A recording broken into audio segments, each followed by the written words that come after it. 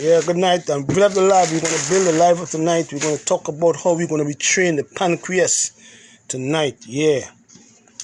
Anybody who have diabetes, I'm teaching you now to retrain your pancreas. I will teach you all how to retrain on your pancreas. Making you all feel you can fix diabetes, yeah? Alright, let's go. Let me look at some herbs here tonight again. This herb called parsley is a very important herb for the blood. It builds the blood. And a lot of women who have what we call menorrhagia, where they have what we call excessive bleeding, yeah? Because we know that a lot of women have troubles in the menses, and they bleed for a long period of time. Hi, Sophie. You're on time. Anthony Johnson, greetings, my brother. Alex Samuel, my brother from Trinidad and Tobago and Grenada. Alex Samuel, love you, my brother. Yeah, this herb called parsley. We know for a fact that parsley, if you use too much of this plant, it can disarray the nervous system. Yeah? Can make you get shaky. But it is a very important herb to build the blood. Yeah? Good night, Arlene. Lydia, good night. Miss Hernandez. So we use this herb here called sorrel or hibiscus. This herb have 22% iron. It have 25% silicon. It have lots of silica. So this herb called sorrel has more iron than beets. Beets only have 5%. This herb have 21% or 22% of iron. So parsley mixed with this herb, if you have troubles as a woman with period troubles, what we call menorrhagia, you can use this herb with parsley, yeah, and another herb called chickweed. Where's chickweed? Show me what chickweed are. The main man Ashanti go show me it is. There we go. So you can use this herb called chickweed, and chickweed also help it with weight loss. If you want to lose some weight, you can use chickweed. But chickweed also builds the blood. And it have lots of iron, so you can mix your chickweed with your parsley and your yellow dock root. And this herb here called yellow dock root. Yellow dock root have lots of iron, but it helps the liver to absorb the iron. So once you want to build the blood, we can use this herb, yellow dock root, which helps the liver to absorb it, although it have iron there. We can use chickweed, don't forget. We can use parsley. We can use sorrel. And we can use another herb called Romania to work on the spleen, because the spleen builds the blood and the liver stores the blood. All right, don't forget that. We'll teach you all about plants. The next herb we're going to talk about tonight before you go on the program is Solomon seal. You see this herb over here, Solomon seal? This herb is very significant for the lung, especially if you have lung cancer or if you have scarring of the lung. So lots of people who have what we call saccharidosis, where the immune system attacks the lungs, scarring the lung tissue, or COPD. You can use this herb mixed with, we call Solomon seal, mixed with elecampane or mullein leaf, and saw palmetto and ginseng. And these herbs will get rid of the scarring of the lung and cause the lung to function a little better. So don't forget the herb. Solomon seal is very significant for that. This one is called Collinsonia or stone root. And this herb is very significant for vascular integrity, especially if men want to have a good erection and want to keep the veins strong, so the blood going through the penis going to stay hard. They got to get this herb here called Collinsonia, and you can mix this herb with ginkgo and horse chestnut and lycium fruit and horton, and you get a good erection if you are suffering from ED, erectile dysfunction. Yeah? So the next one we're going to talk about again tonight. Before we go to the program. Wild cherry bark. And this is a very good herb for the vocal cord. And it's good for pertussis, when you have whooping cough, they call it. In children, very significant for whooping cough.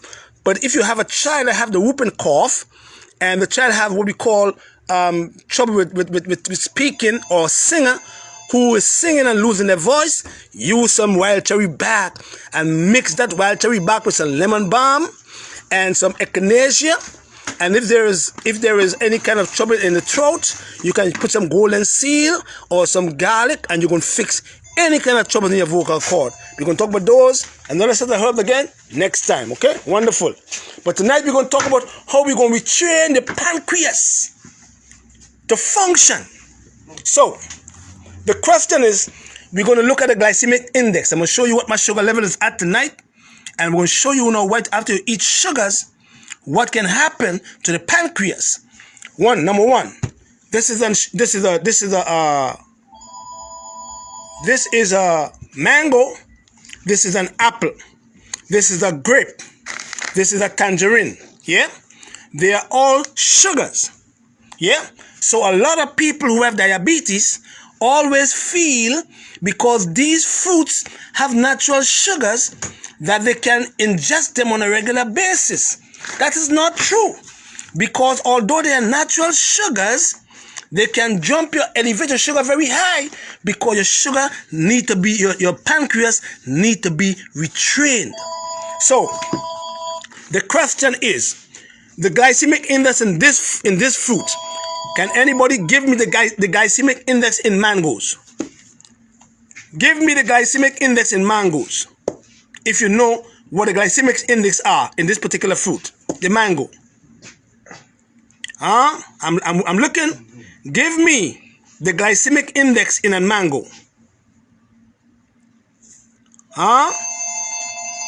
Well, nobody can. Okay. The glycemic index in a mango is 55. The glycemic index in an apple is 44. So instead of eating a mango, you can eat an apple. Yeah? The glycemic index in the tangerine is about 40. Yeah? It's according to if it's sour or sweet.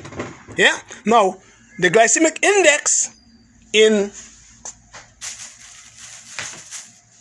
the okra, yeah, is what? 22 glycemic index. So instead of the diabetic eating a mango or an apple or a tangerine, it's better the diabetic eat some okra, because the glycemic index is very low. What is the glycemic index in the beans? All these beans here are what we call primary foods. And then this is what we call a secondary food. So the primary food is very important, because they have the protein foods, but you have to use the primary with the secondary to normalize the proteins in these foods. But the glycemic index in these foods are only 28. You follow me? But the glycemic index in this food is a little higher. It's about 35. You understand? So this grain have more sugar than this primary food. So once we want to retrain the pancreas now, we have to remove all of them, because this here have a glycemic index of 48. White bread have a glycemic index of 70. And whole wheat have a glycemic index of 69. So a lot of diabetics say, well, I eat whole wheat bread. But the whole wheat bread is not much different than the white bread, because the white bread is what we call 170 glycemic index, and the whole wheat is 69. Same amount of sugar you're going to get anyway. So now, your best bet when you have diabetes or to retrain your pancreas is to go in now and look at the foods with the glycemic index. And then once you know the glycemic index of the foods, then you will be able to retrain the pancreas. And that's what we're going to teach you tonight. Because this food here, called watercress, glycemic index is about 9 or 10, because it's bitter. It works to your liver, right? So we're going to go and we're going to teach you. Hold on to that, son. There we go, son. We're going to teach all you. When I finish with the public, the hospital will be empty.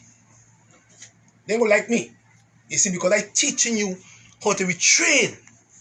It's just like a person who crippled. Give thanks and praise to the Most High. It's just like a person who's crippled. Yeah? And then they have to go back and learn how to walk again. It's a common sense thing. It's wisdom. So once a man gets crippled, he have to go into rehabilitation. And he have to go and he have to walk with this little stuff and hold on and walk for a while. And then after a while, he start walking on his own, because now he have to retrain himself on how to walk. So you, after you mess up your pancreas, long term, you have to go back now and you have to retrain your pancreas to function well. And we're going to show you now how you can do that if you have diabetes. And we're going to show you how you can do that to prevent pancreatitis and pancreatic cancer, which is on the rise. Yeah? Go. Hold on. And then, everybody, diabetes or not, should have a diabetic machine in their house. I do, and I don't have diabetes. I do have a high blood pressure machine in my house. So I check all the time. Because sometimes you can have diabetes and don't even know you have it. And you're walking around like if everything is okay. But your sugar level is high. Until you get a symptom, you know what I mean, of kidney damage, or neuropathy, or renopathy. And then you know something is wrong.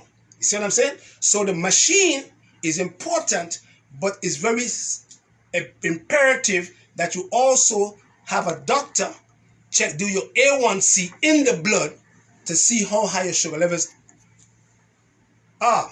But everybody should have a diabetic machine in their house, having diabetes or not. And this video or this presentation is for educational purposes, Mr. Facebook. Wonderful. When you come to Q1, anything, yeah? Now, function of the pancreas. The first part is the endocrine. And the endocrine part of the pancreas produce what? And send the hormone insulin to control the amount of sugar in the bloodstream. Now, if the beta cells is damaged, then you, the patient or the individual or the child, cannot produce insulin because your beta cells is damaged. What damage the beta cell, Patrick, does? Lots of things. The immune system can attack the beta cells and damage the beta cells, and then you have no insulin. That's called juvenile onset diabetes. But even though juvenile onset diabetes affect children, older people now who lose the enzyme function long term of the pancreas, they seem to come down with type 2, but no or less insulin. And then they become insulin resistant. We're going to talk about that, right? So this is the first part of the pancreas called the endocrine system. Endocrine part. And the endocrine part of the pancreas is controlled by what, Patrick, does? By the pituitary gland in your brain. We're going to talk about that. Without the pituitary gland, there is no insulin production. Yeah? And Dr. Sebastian Peter said, Patrick, that's why you know all these things, because I study these things. I study the body. God give me wisdom. And he's an endocrinologist, you know. The exocrine part of the gland produces enzymes, protease, lipase, amylase, to do what? To aid digestion. So the pancreas is the most active gland in our digestive system. The pancreas, as said before, it is the most active gland in our digestive system. You understand? Although it have only 2 functions, but it's so active. You see? And it become active at a certain time of the day.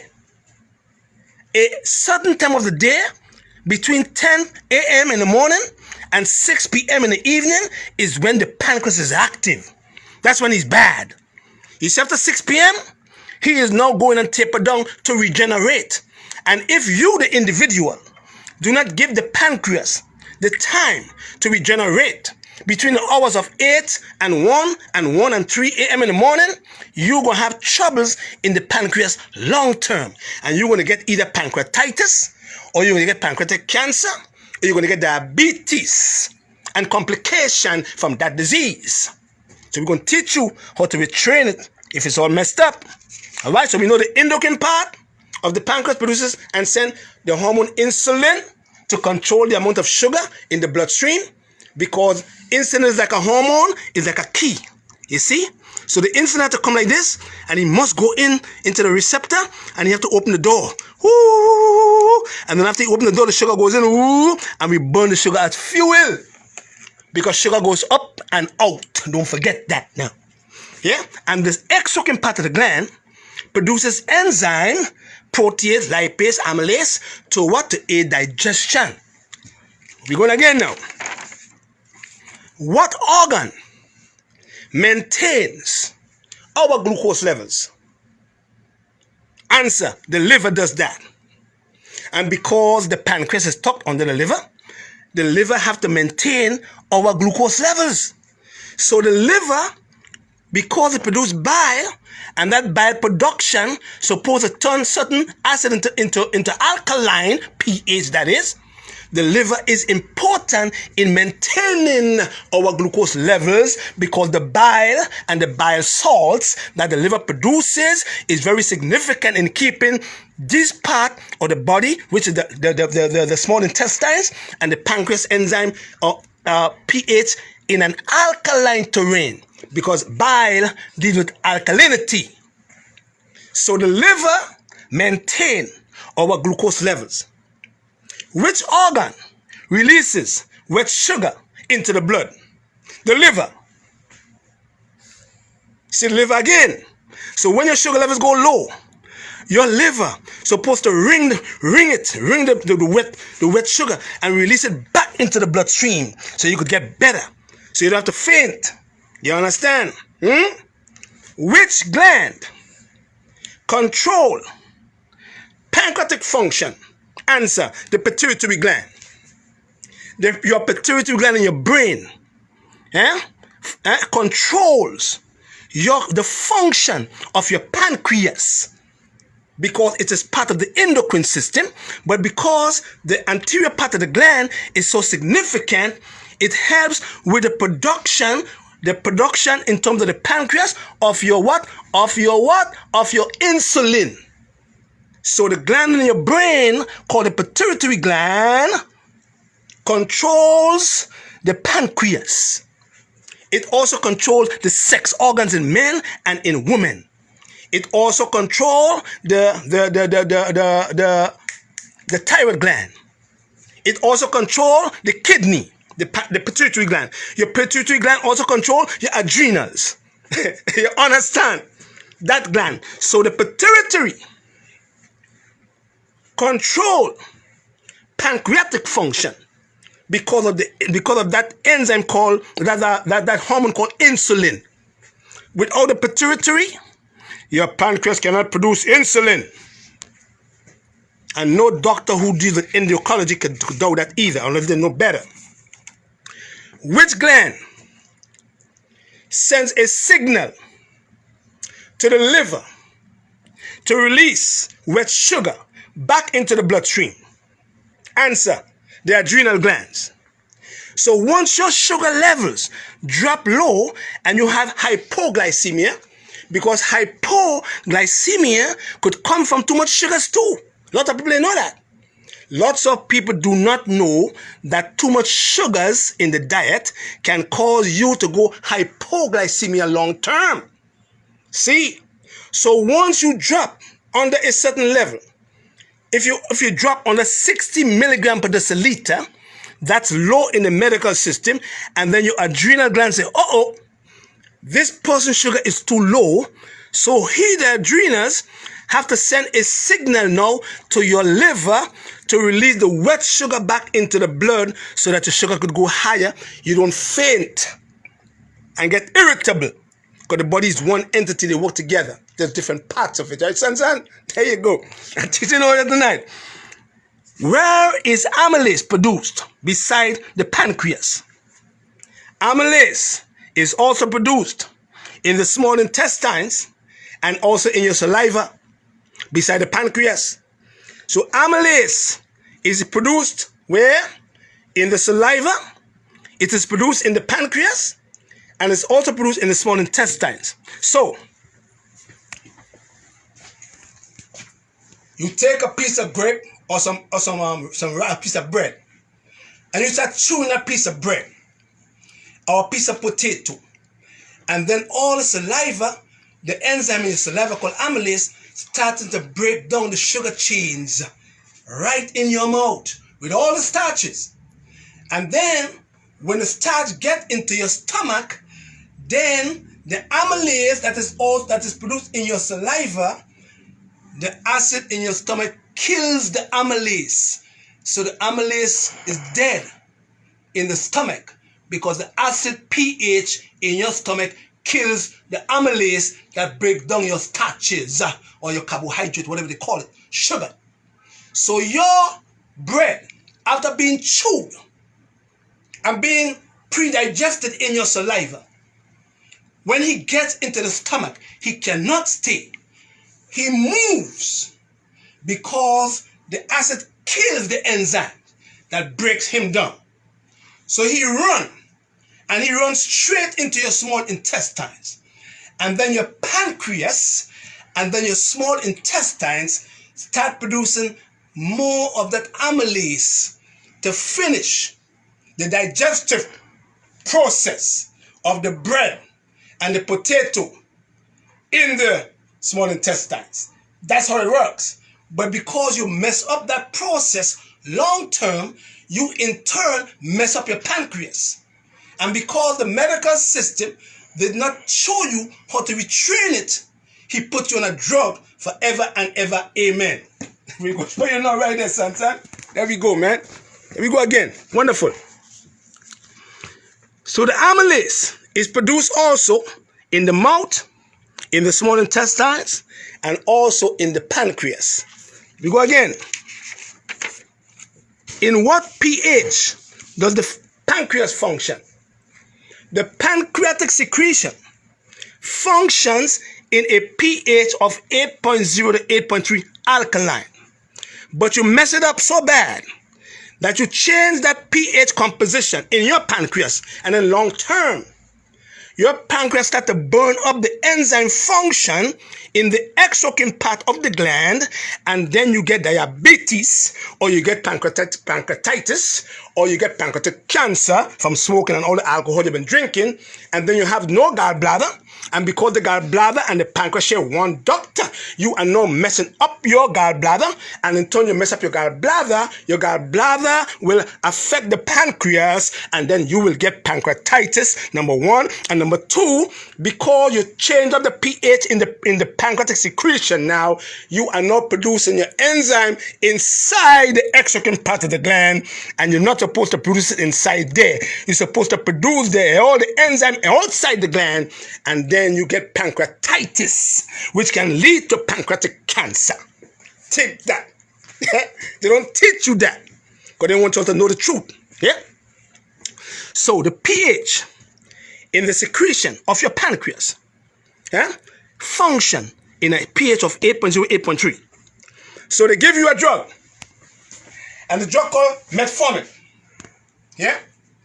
And they know for a fact that the two side effects of metformin is anemia, and what again Patrick does?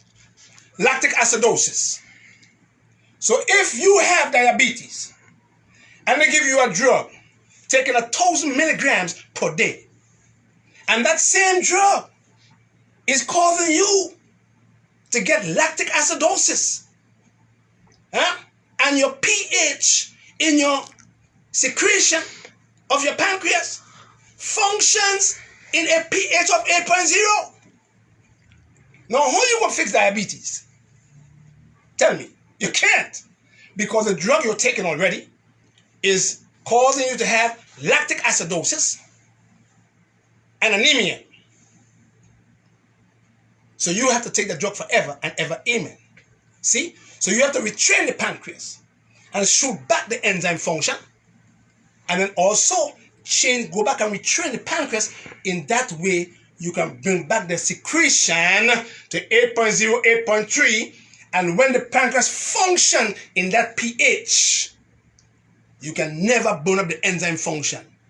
But when you put the pancreas secretion in an acid terrain, it starts to burn up the enzyme function because too much acid. Whoa!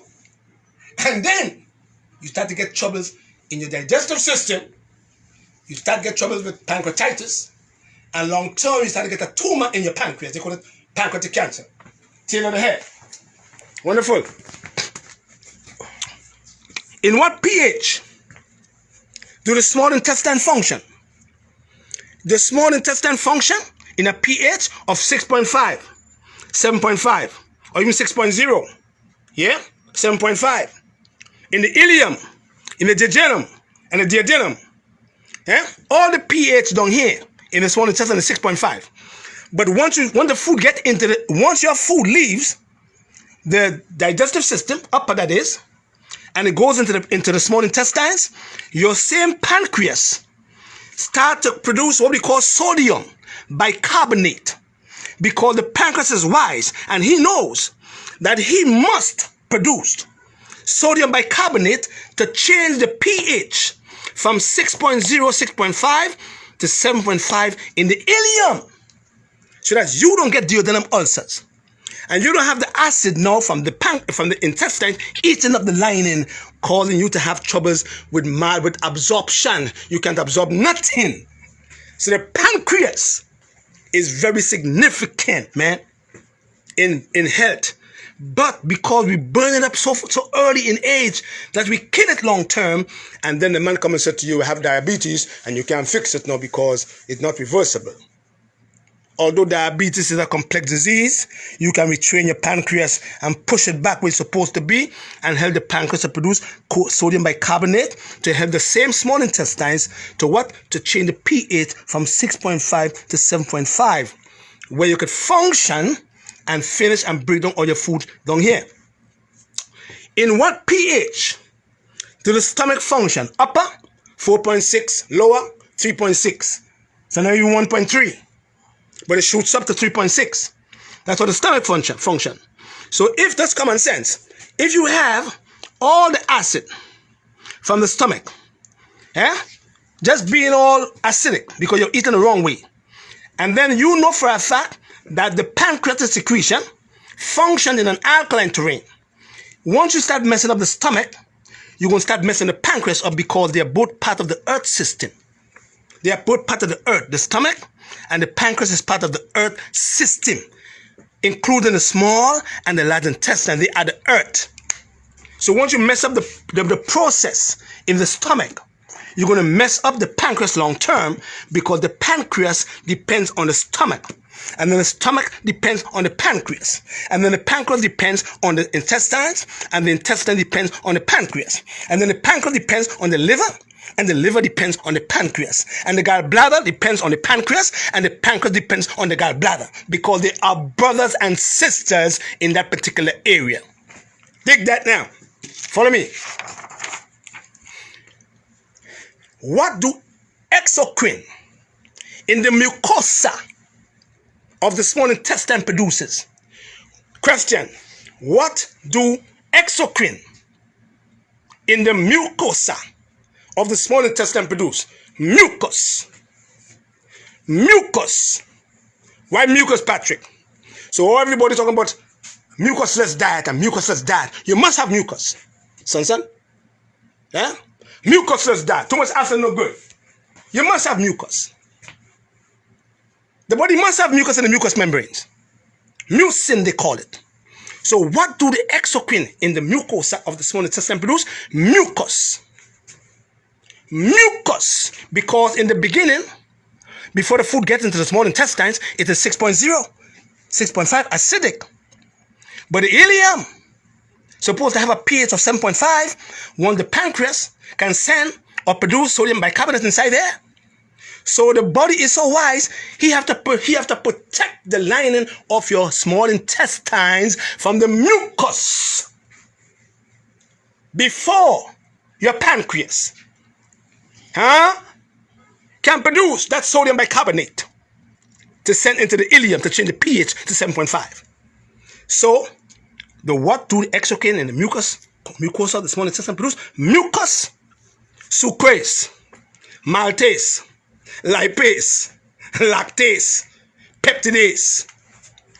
Follow me now. You see all the days. All the days. All the days. All the days. All the A's. Dig that. The body is very wise. You understand? But we mess it up. So once we mess up the intestines, and you start to not produce none of these things here, no mucus, you start getting what we call duodenum ulcers in the lower or the upper or the lower intestines, because nothing is working good. Yeah? And then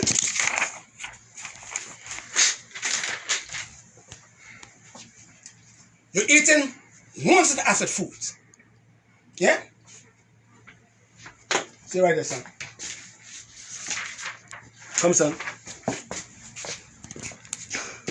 You're eating a fish, and you're eating a fish with what? Potatoes. That's how the average person eat every day. You're eating a piece of rice, and you eat the rice with what? Chicken. That's what the average person eat. Acid diet. Acid. Acid. Acid. Acid. That's what the average person eats every day. So they kill the pancreas long term. And if you have diabetes and you don't change how you eat, you can never ever retrain your pancreas. You can't. You think what happened? You see? Because you're still putting too much acid in the terrain of the pancreas, and then automatically it don't function properly. You burn the enzymes up. Number one. So, when you pass the age of 50 years old, you, the individual, do not produce 60% of the enzymes in the exocrine part of the pancreas once you get older. Don't forget I told you that. Plus, you are not eating the foods that have enzymes. So in no way you can retrain your pancreas. Because the pancreas needs enzymes, it needs insulin. Yeah? Enzymes and insulin, that's all it needs to function. See? But you don't feed it enzymes. And once you pass the age of 50, you do not produce 60% of the enzyme in the exocrine part of that gland. And once you pass the age of 50, you do not produce 50% of the acid in the stomach. You follow? You must get Parkinson's disease eventually. Dig that, man. Yeah? So, you eat potatoes, starch, acid. You eat chicken or fish or turkey, proteins, acid. You eat ripe plantain, macaroni and cheese, fats, acid. That's what you eat every day. 30 years eating that way. Not knowing, because they taught you to eat a pyramid diet. That's what we call a pyramid diet. Yeah? And a small amount of vegetables in your plate. So you eat the macaroni and cheese, the rice, the potato, and you eat it up, and you take a piece of chicken, put it in your mouth. Yeah? And they both get into the stomach together. Here what happens. We call it confusion. We call it Babel. We call it Babylon. Because Babylon means confusion. You are now creating confusion in your digestive system. Come over here, son. If you only follow my program how to eat, or you will never get sick. You'll never get diabetes. And if you have it, you can fix it.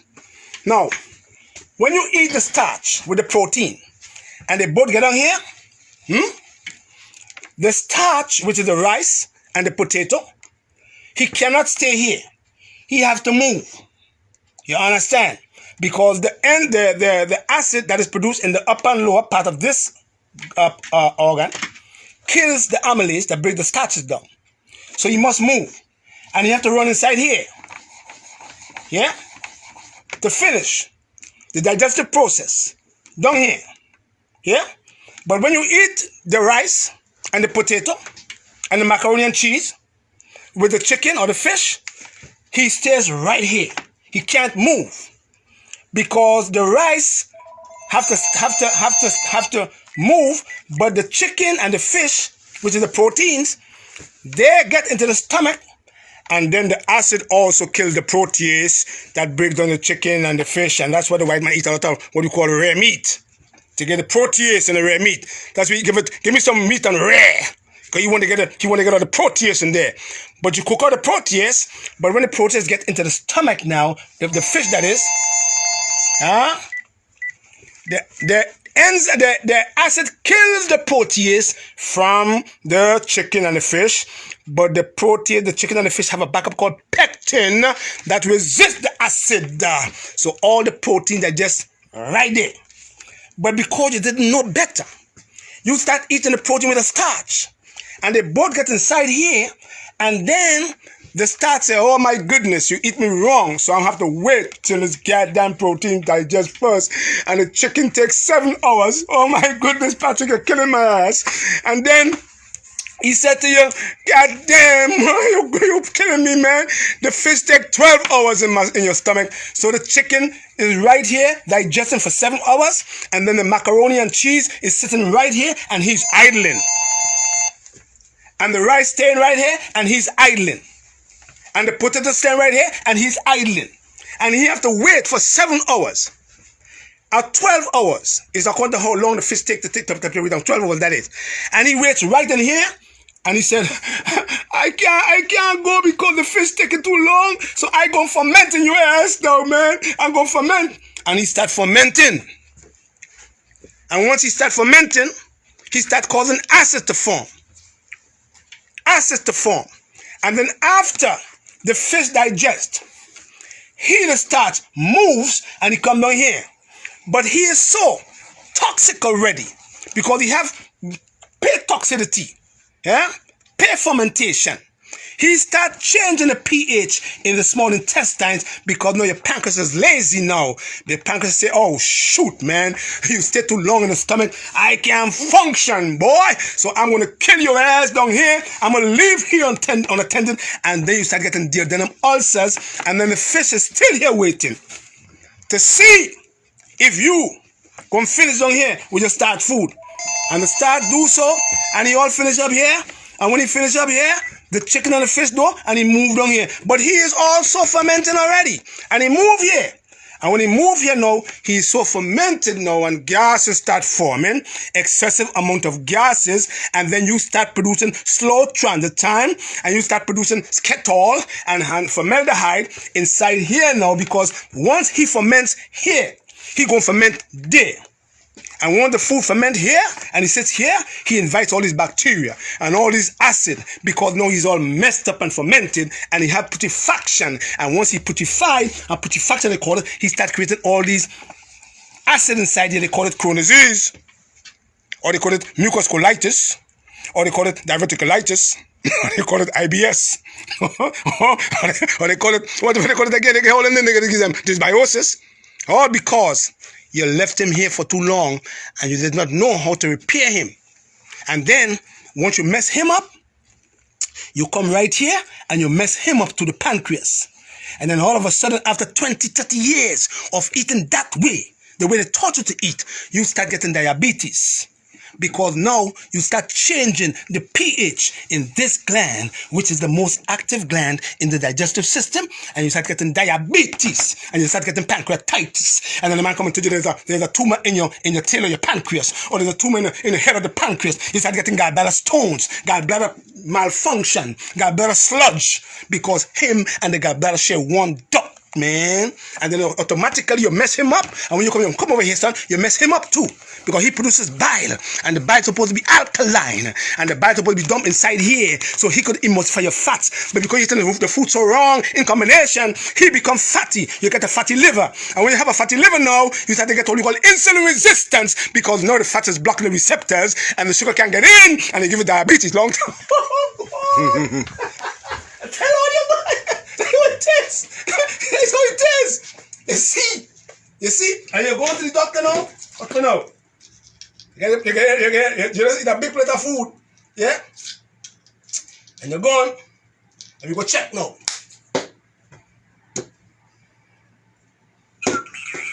Come over here. Now, see how you're checking your sugar levels? Make sure your blood don't run. Make sure your blood do not run. If your blood is running, something is wrong. Make sure your blood stay at the ball. Brrr, can't run. Not supposed to run. If it's running, something is wrong. Brrr, you check your sugar, boom. Hit me there. Take it again. And all is just on the side. Don't do that. You're gonna feel it over here. On the side, over here is good. See? Over here, right there, boom.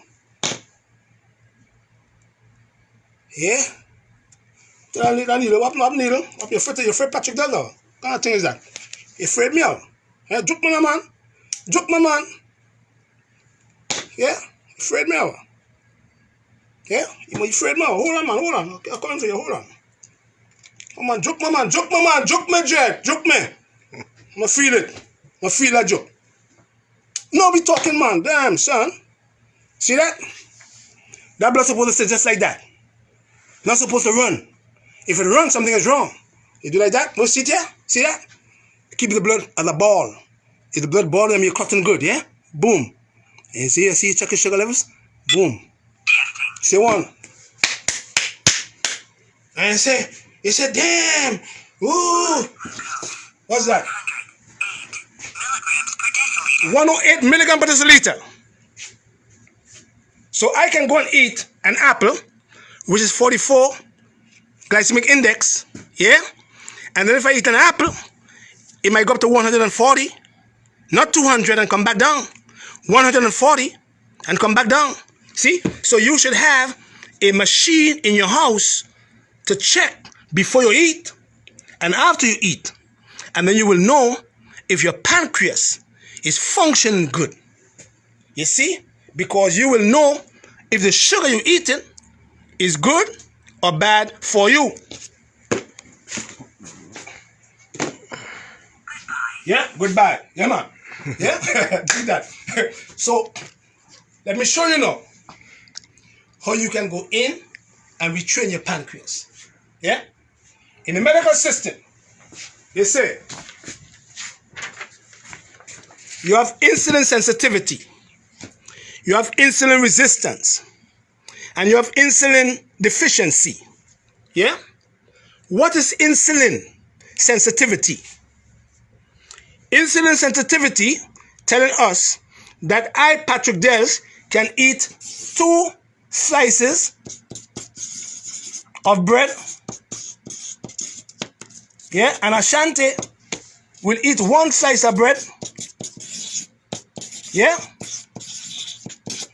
And if I eat 2 slices of bread and my sugar levels go up to 110, and Ashanti eat 1 slice of bread and his sugar levels go up to 160, we know for a fact that Ashanti have insulin sensitivity.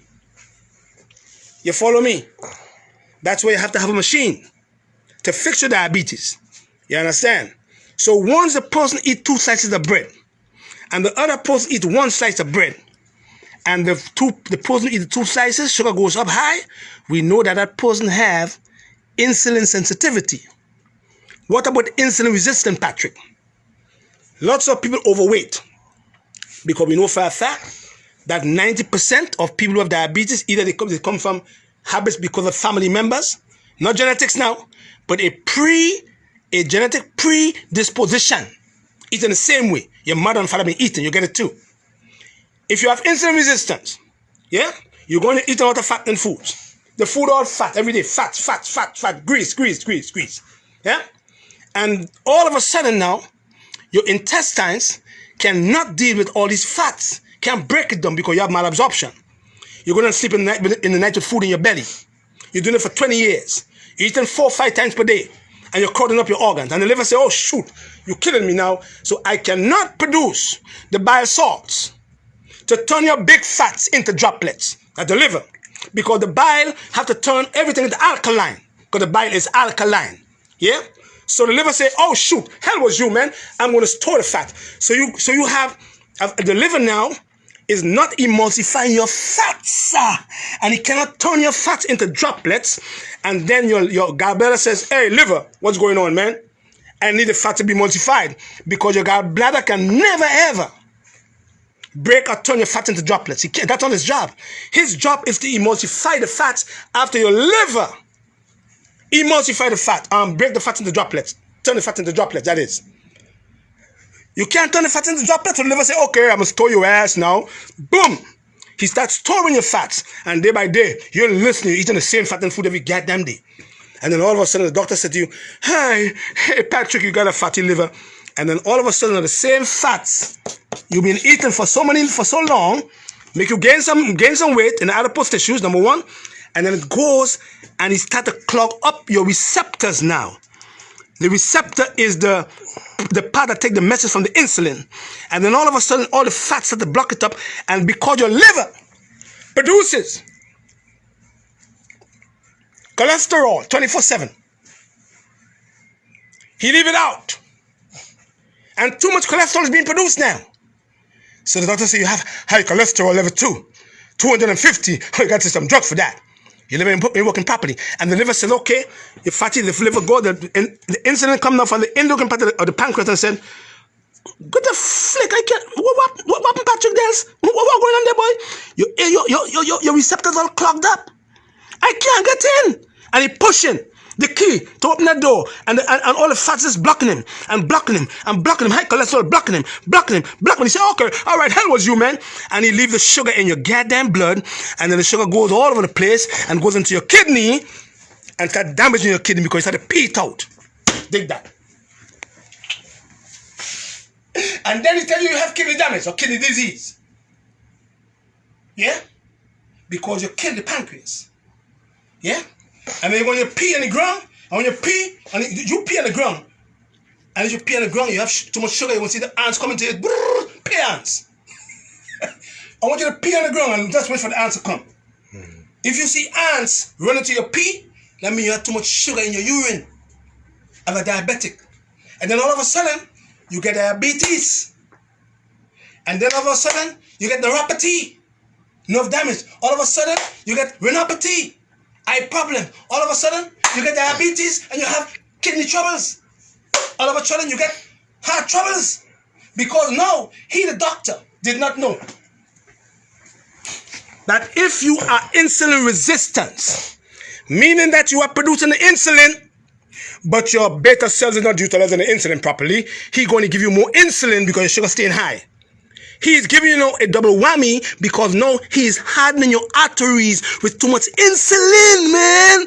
So you're putting your heart at risk of you getting a heart attack or getting plaque in the walls of the artery because too much insulin going to kill your heart and kill your arteries. If you have insulin resistance, follow me. You see? So you have to go. You have to go and put on a program. It's right on Patrick Dell's holistichealing.com. Go look it up. Diabetic program, $1. $1.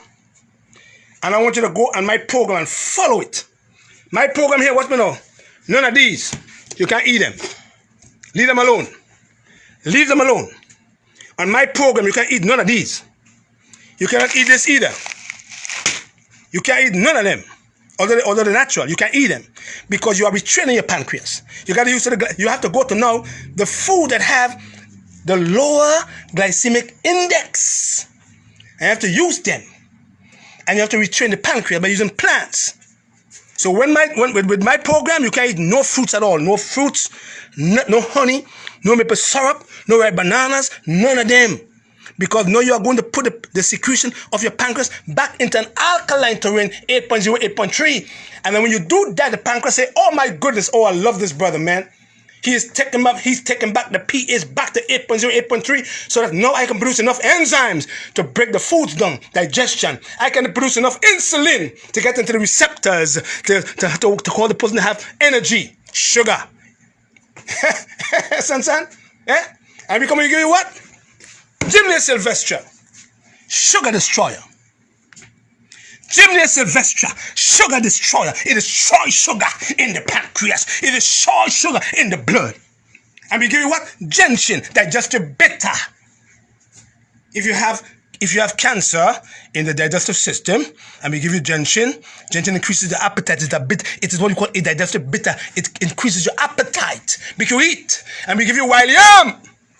And the wild yam is working between the gallbladder and the pancreas now because it is an antispasmodic plant. It don't make the gallbladder contract. Eh? And we're working between the duct. The bile duct we call the gallbladder and the pancreas share one duct now. You don't get pancreatitis. You don't get pancreatic cancer. You understand? You don't get diabetes. You follow? Huh? And because we give you now GTF chromium, glucose tolerance factor. Because chromium, if there's no chromium in the pancreas, you get diabetes faster too, because you can't utilize glucose properly. GTF chromium. Because we give you what again? Alpha lipoic acid. Because we give you again magnesium. And we put you in a program. No sugars, no fruits. And you're going to tell me you can't fix diabetes, you can't retrain your pancreas. You can retrain your pancreas. And because that gland is the most active gland in the digestive system, he will thank you and he will love you. He gonna kiss you up. He gonna make love to you every day. You understand? And you're gonna see that you're checking your sugar with this machine. Have a machine, you check it every day, you're gonna say, oh my goodness. Watch me now.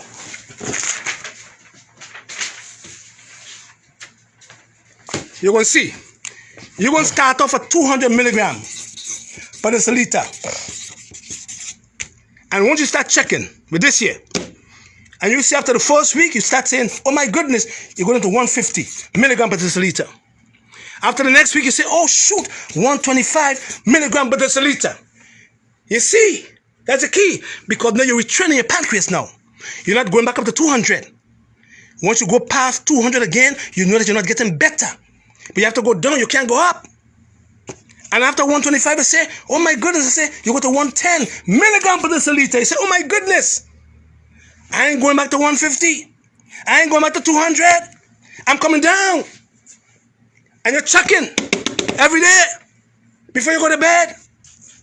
Get up in the morning, 70 to 100 milligram per deciliter, not 120 in the morning.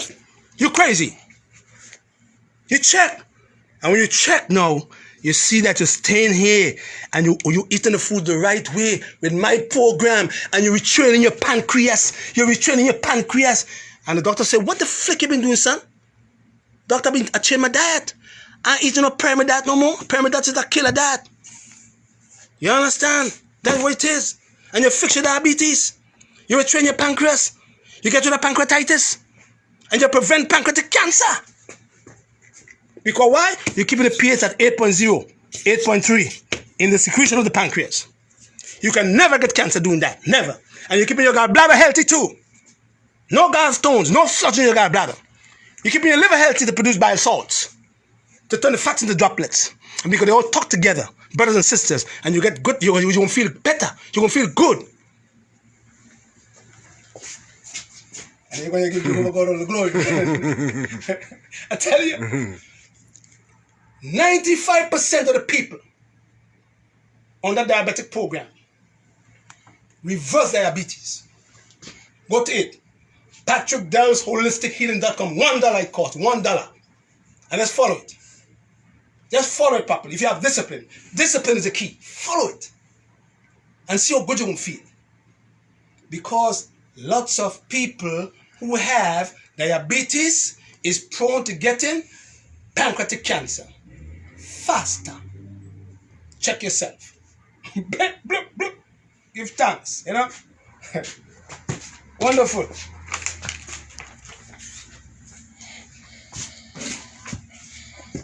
Don't go back to the old way of life. Jesus Christ said, when he removed the devil from the man, he said to the man, I removed that demon from your shit stink, from your temple. Don't go back. Because if you go back, doing the same ass thing, that devil is going to go and he's going to get 7 more devils, more better than him, worse than he is. And he's going to come back to you and he will enter you again. And the state of you will become more detrimental. I tell you, when you fix your pancreas and you retrain it, you feed it enzyme, don't go back. Don't go back. Because when you go back, that disease will come back and will harm you long term. Troubles in your eye, neuropathy, cataracts, glaucoma, neuropathy, kidney disease, kidney failure. It's going to damage you. Don't go back. You understand? When you fix cancer, don't go back to the same foods that gave you cancer in the first place. When you fix diabetes, don't go back. Don't go back, but teach somebody else, because each one teach one. Bless it. Yeah, man, you should that. Coming all over the world and tell everybody. We even went to the Maldives now. We go to the Maldives. We're in the Middle East. We were invited to go to the Maldives, man. You know the Maldives is? Like Malta. We're going all up there soon after Ramadan. We're going all in Malta, because all the people in Malta know who I am. They want me to come to Malta. We want to come to the Maldives. You know what I mean? Saudi Arabia. You know what I mean? Afghanistan, India, Pakistan, Trinidad, Tobago, St. Lucia. That's it.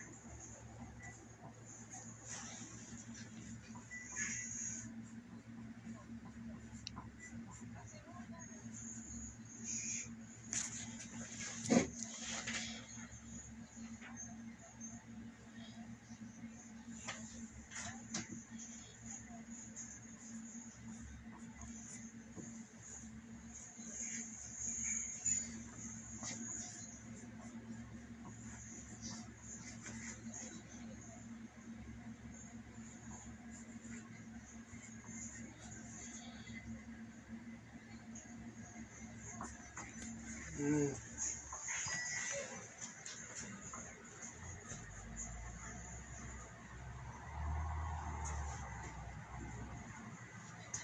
Can't do that.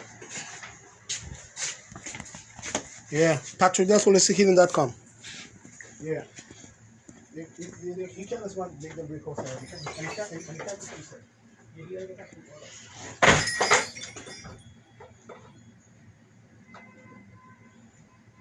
Yeah, but still, you gotta put the speaker.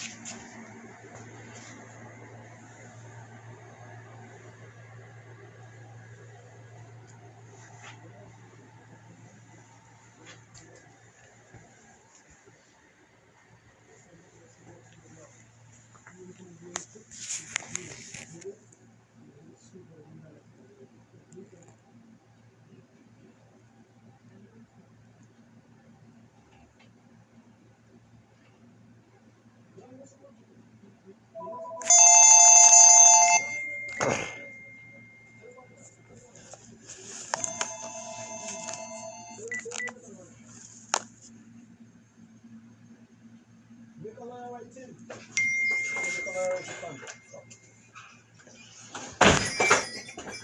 all right, man.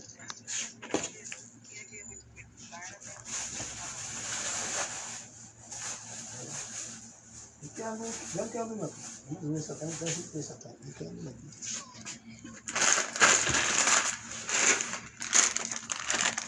Yeah.